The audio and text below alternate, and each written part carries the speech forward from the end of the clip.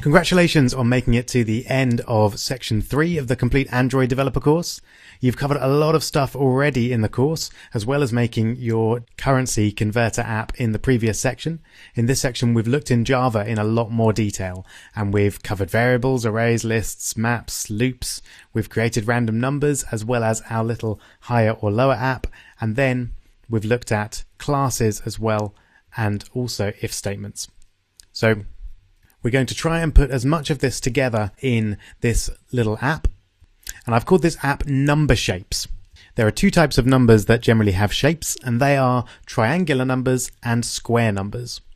And what we're going to do is create an app which allows the user to put in a number, and it will tell them whether it's a triangular number, a square number, both, or neither. Now, this may not be the most useful app in the world, but it will allow us to practice almost everything that we've covered. And also does require you to do a little bit of searching online as well to find a couple of new techniques that we haven't looked at yet. You may even need to look up what a square number is if it's been a while since you've worked with them. So that's it. If you're not really sure where to get started, then just follow along with my explanation. But otherwise, give it a go, best of luck, and remember to try and do it in an object-oriented way with classes if you possibly can. Best of luck.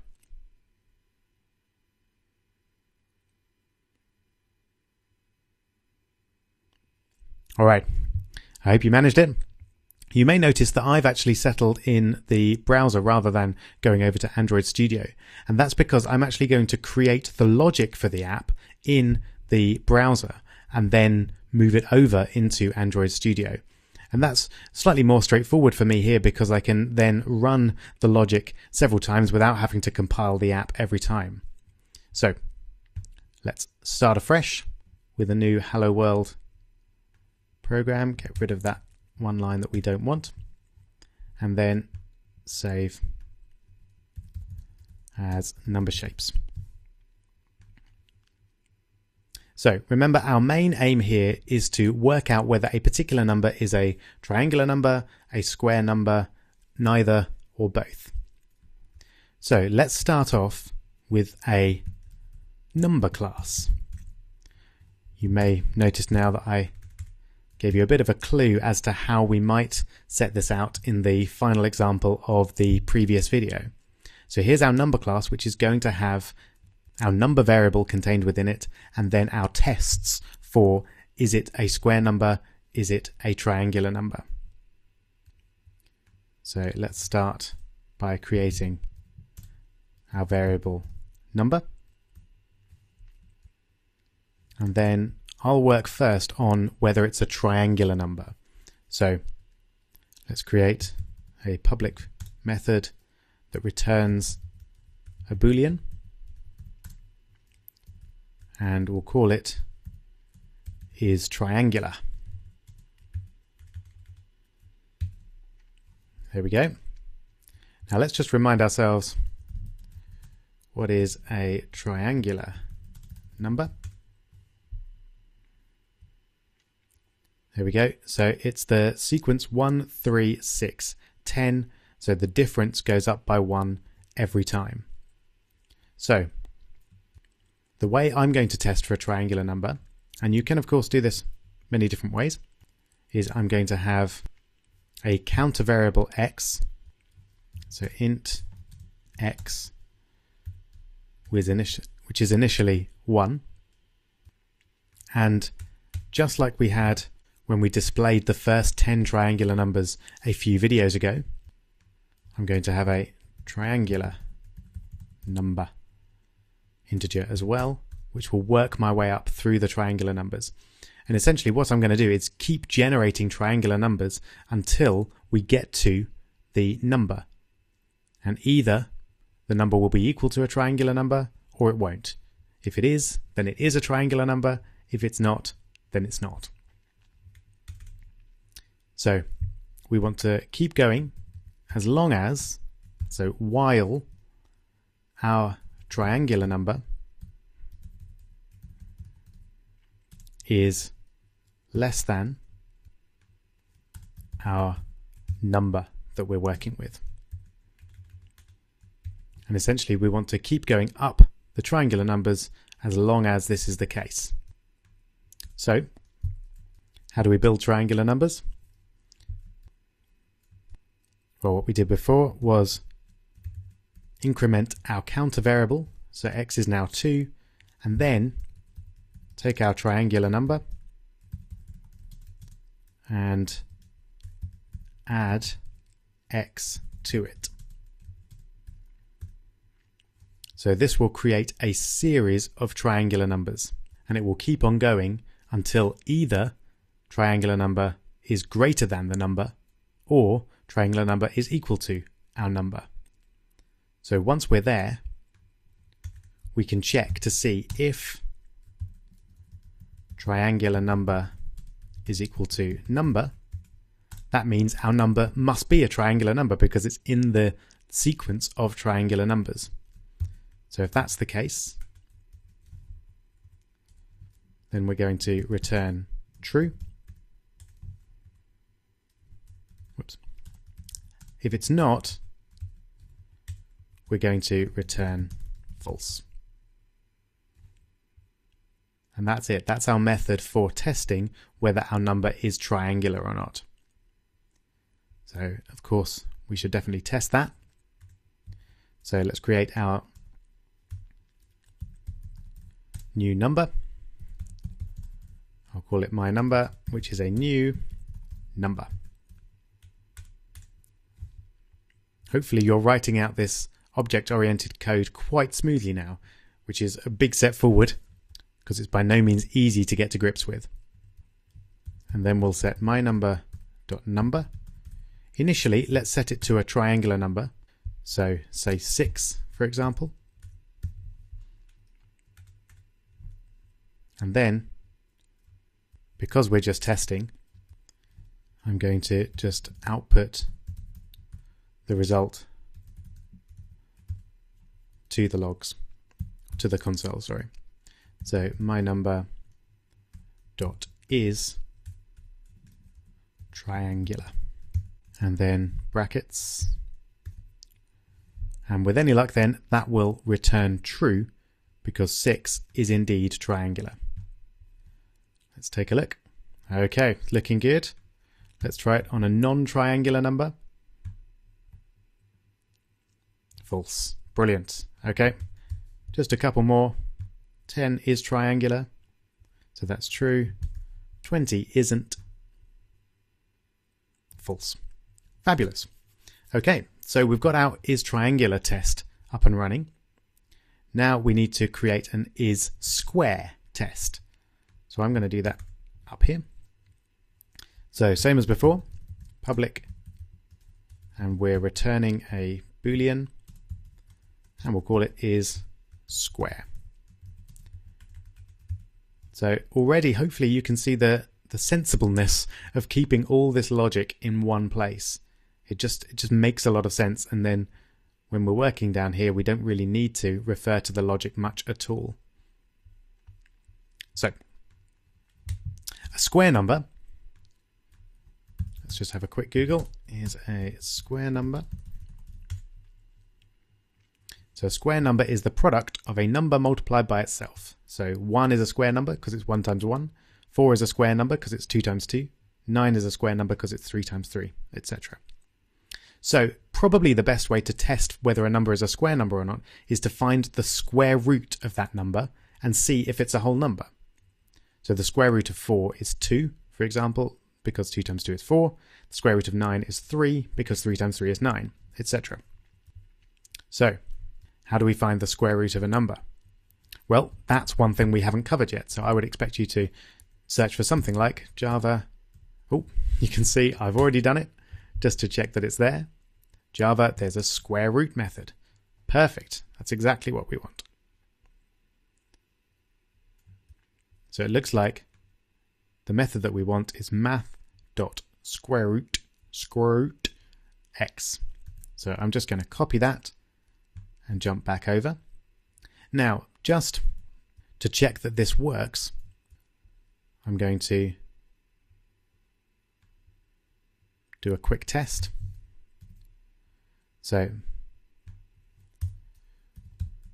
let's do the square root of my number dot number. There we go. Let's take a look. So that should give us the square root of 20. Okay, fair enough. Perfectly reasonable request. I've said this is going to return a Boolean and it doesn't. So let's just for now return true so that we can run our code. There we go. That looks like the square root of 20 to me. Brilliant. So that is exactly the function or method that we need. So let's copy it again up here. So let's create a double. I'll call it the square root, like that. And that's going to be math.squareroot. And here I just want to square root number. All right, hope you're still with me. The main thing I want to test about this is whether or not it's a whole number, because if it is, then we're dealing with a square number. If it's not, then we're not. That's another thing we haven't worked out how to do. So let's do a quick Google. Java test. Oh, again, you can see I've been there just to make sure that everything is available online. So how to test if a double is an integer. That's a perfect question for us. So yep, that's exactly what we want. Okay. So it looks like we use the math.floor method. So math.floor, if you don't want to read that, is a method that finds the integer below the number that we're looking at. So at the moment we've got, say, 4.47. So the integer below that is 4.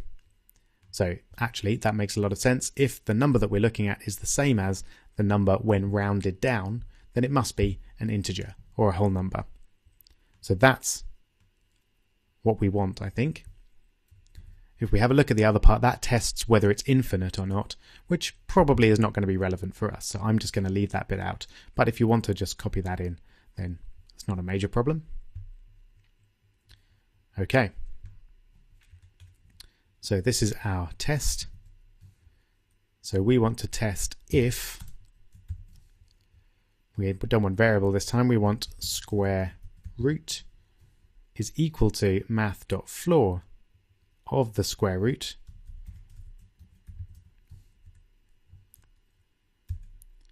then it is a square number, so return true. If that's not the case, return false. There we go. So just to recap, we've found the square root of our number, and then we've done a test to see whether that number is equal to that number when it's rounded down, which is just another way of saying, is that number a whole number, an integer? And if it is, then our original number must have been a square number. If not, then return false.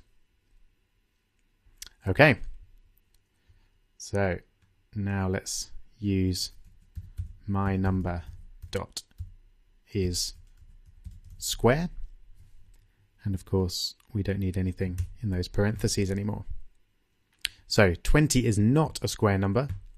So when we run this, it should give us false. Hurrah! Let's try a square number then. 9. 9 is a square number and it's giving us true. Fantastic. I think I'll just try a couple more. 50 is not a square number, so that's false.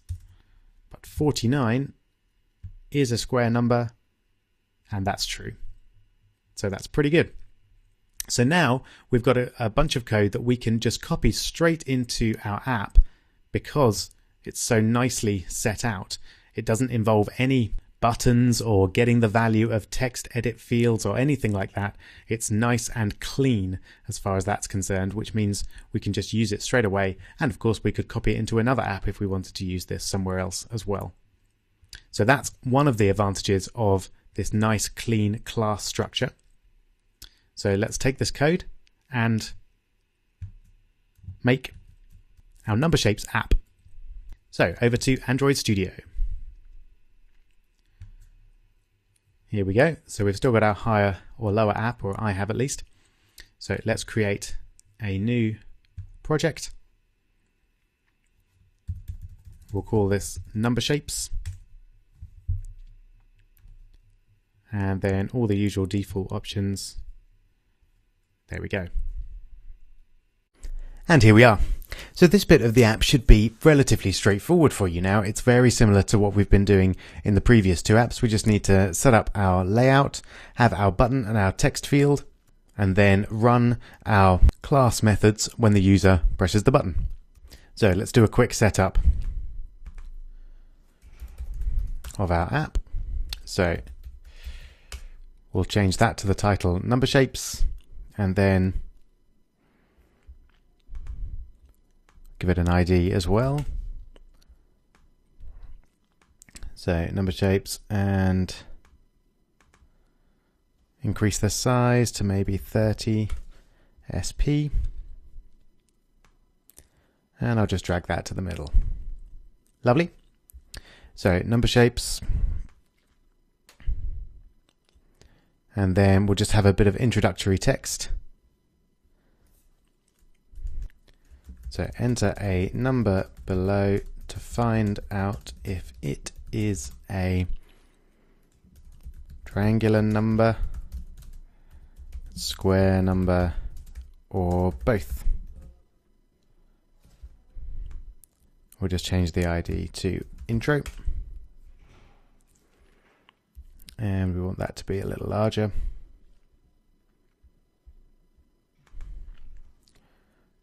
Try 18. Yeah, that looks fine. And we'll just stretch that out, drag it down a touch. Great, that'll do. Obviously, we're not going for great design at this stage. We just want an app that functions and makes sense. So let's drag in our number text field as before. We can drag it out that way, and we can also just change the width here as we've done before. Great, which is a better way to do it if you're working with different screen sizes, as you probably are. And finally, let's have our button. So we'll change the text there to test number. There we go. And so the ID by default of our edit text is just edit text. I'm going to change it to user's number. There we go. And as usual, our last thing is just to set the on click method here. There we go. And I'll call it test number. Makes sense, so everything's the same. Okay, all right, so back over now to main activity.java, and let's just get the basic logic of our app in as we're fairly used to doing now. So we're going to create a public method, which is not going to return anything and is called test number. It's going to be called by the button, which has a type of view. So that's going to send a view variable to our method. Not that we're particularly interested in that, but we have to be prepared to take it. And this requires the view import over here. So android.view.view. Hopefully this is becoming almost second nature to you now, setting up the basic logic for an app. And then all I'm going to do here is get the value of the edit text, the text field that the user has entered their number into, and then put it in the logs. So if you remember, we called the text field user's number. So we're going to create an edit text. I'll call it user's number. And we're going to find view by ID, and we use resources.id.user's number. There we go. And remember, this is a view but we want to convert it to an edit text. So we put edit text in parentheses beforehand. There we go. And now, can you remember how to log using Android? We'll stick with the Android specific log command. So there we go, log.i, and then we'll put user's number in the first field, and then we want to get the user's number for the second field. Let's just put in the import the log framework there, so android.util.log, and then to get the number we use our user's number variable, which is the edit text itself, and then get text, and then convert it to a string so we can put it in the logs. There we go. So let's just run that and make sure that we've set up everything correctly. Always a good idea to do that before we start doing anything too complicated, just so that we can make sure that the errors are in our complicated code, not in our simple code. Here we go. So again, we'll launch our emulator as usual. And here we go. So let's open up our app. There it is, looking good. So let's just pop 5 in there, test number, and there it is. Fantastic. So everything's fitting together nicely. So back over to our Java file. I hopefully will still have my class code in the clipboard. So I've just pasted it right in there. So there's my number class. Now this time I don't want to have those bits there, but I am going to want them here. Here we go, at least to remind myself how I actually use the class. So I'm going to create a new number, and all I'm going to change here is, instead of setting the number to 49 every time, I'm going to change the number to the value of the edit text field that the user has entered. So we're going to do the same as we did above. So users number dot get text, and we're even going to convert it to a string, but from there we want to convert it to an integer. So you can see actually we've got the error there. If I hover over that, you can see that it's required an integer, which is excellent. That's what we'd expect. So let's give it one. So we saw this a couple of videos ago. We use integer.parseInt. There we go. And then we take our string and we put that into that method. So we're getting the text field, then we're getting the text from that, we're converting that to a string, and then we're converting that to an integer. Excellent. And then that should just print straight away to the logs whether or not it's a square number.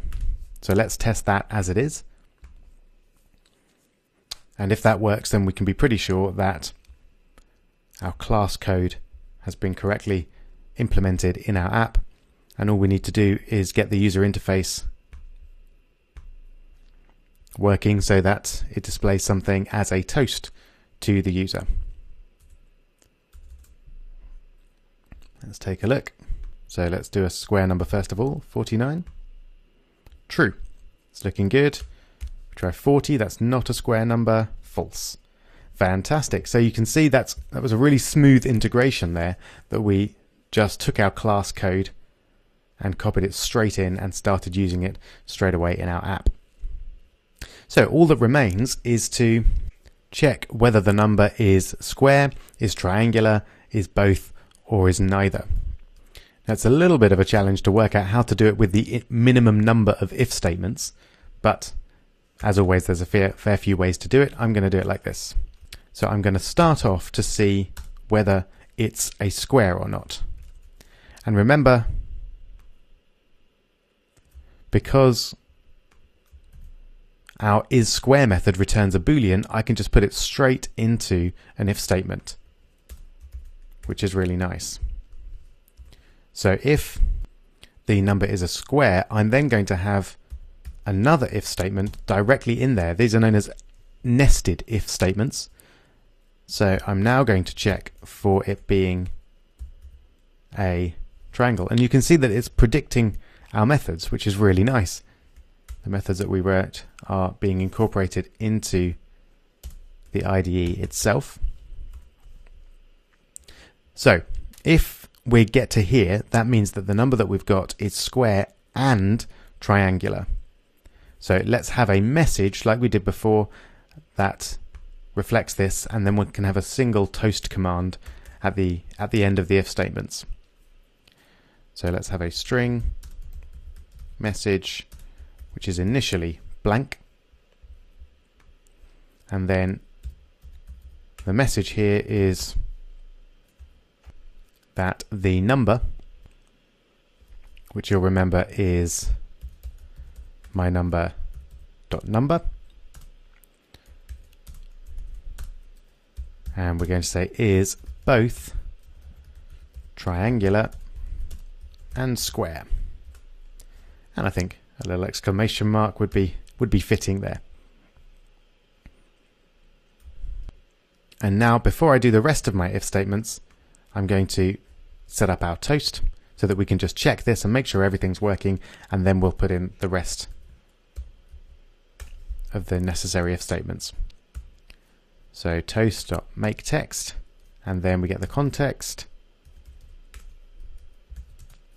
The message is message, and as usual we'll use length long, and then we want to show that. There we go. I don't think we need our log message anymore either. So while this is compiling, I'm going to need to think of a number which is both square and triangular. Fortunately, there's a nice easy one. The number 1 is both square and triangular, so I'm going to check that to see if this is displaying as it should. So if I put 1 in, I should get my message. 1 is both triangular and square. Fantastic. Out of interest, what do you think will happen if I put 2 in? At the moment we get a blank toast because we haven't put in the options for other numbers yet. So, all looking good so far. So let's put an else statement here. So have a quick think, what situation are we at here? We know that it's square because this one told us it was square, but we also know that it's not triangular. So that's what our situation is. So message is my number dot number plus, so concatenated with, is square but not triangular. Full stop. I think that's not quite as exciting as being both triangular and square, so I'm just going to have a full stop there. You can choose what you'd like. So that's the first two options. We've got both triangular and square, and we've got square covered. Now I'm going to put an else statement here. So if we're in this chunk of code, that means that the number is not square because this if statement is not true. So the number's definitely not square. So let's just have, in fact, we can just copy that code because our code here is going to be very similar. So if the number is triangular, now here we know that it is triangular but not square. And again, a full stop there. So here it's definitely triangular, but it's not square. And here means it's not triangular and it's not square. So it is neither square nor triangular. And that's it. If I run that, it should give me a correct answer for every number.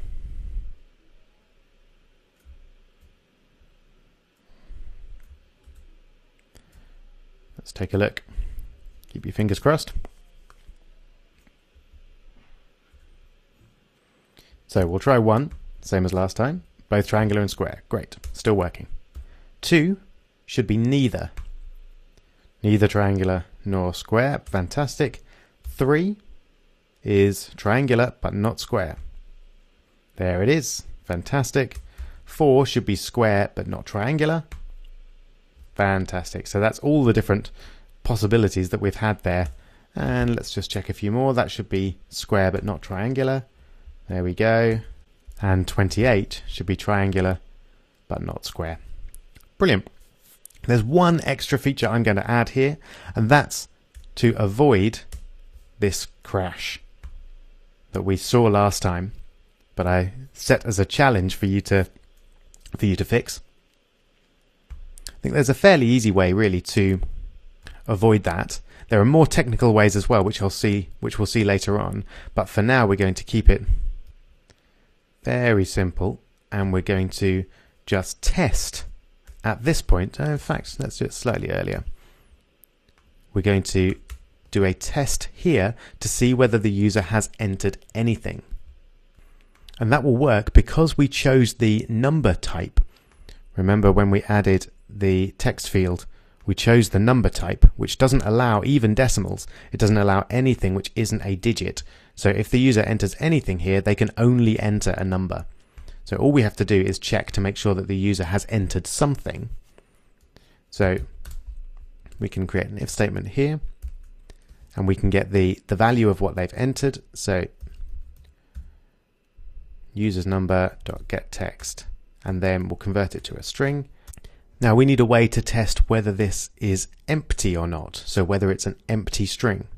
That's not something we've officially seen before, so let's jump over to Google and find out. So Java test if string is empty. There we go. That looks like what we want to know. Let's find an answer. Here we go. Now we know that the string is not going to be null because we're getting the string from the edit text. So there's definitely going to be a string there. It's not going to be non-existent, but the string could be empty. So that's what we want. We want to test the isEmpty method. There we go. So back to Android Studio and pop isEmpty in there. So if it's empty, then all we need to do is set the message equal to please enter a number. And if it's not, then we can do everything else in the usual way. There we go. You can see it's done a really nice job of indenting things for me, and it's also alerting me to a problem, which hopefully you can see what it is. The problem is we've defined the message down there and then used it up here, so I just need to move the definition to the top. There we go. So now we've got a nice test to see if the string is empty, if they've entered nothing, and if so, we give them a relevant message. Otherwise, we process their number. So let's take a look. Probably worth mentioning at this point that there are more advanced ways of doing this test, and you can essentially do the parse int and test whether that's been successful. And that's a better method really than doing what we're doing here, because this relies on the user only being able to enter an integer, and there may be some other options that we haven't thought of here. So really the best thing to do is check that, but we'll see how to do that later on. If you want to jump ahead a bit there, then Google the Java try command. That's the way to test whether a function or a method has been successful or not. But this should do for now. Let's just have a look. So now if we enter nothing, we get a nice friendly message rather than an app crash, which isn't great. And just one more quick check, just make sure everything's still working. 49 is square but not triangular. Fantastic. So I hope you managed to do at least a good portion of that yourself. It's quite a step up from what we were doing just a few videos ago, really. We're creating our own class with a variable within it and then two methods, which we then use quite neatly down here to tell whether our number is triangular, square, neither, or both. So I hope that was fun. I hope you're enjoying yourself so far. You'll be pleased to hear that we're going to be in Android Studio for pretty much the rest of the course. And in the next chapter, we'll be seeing how to work with images, animation, and sound. I'll see you there.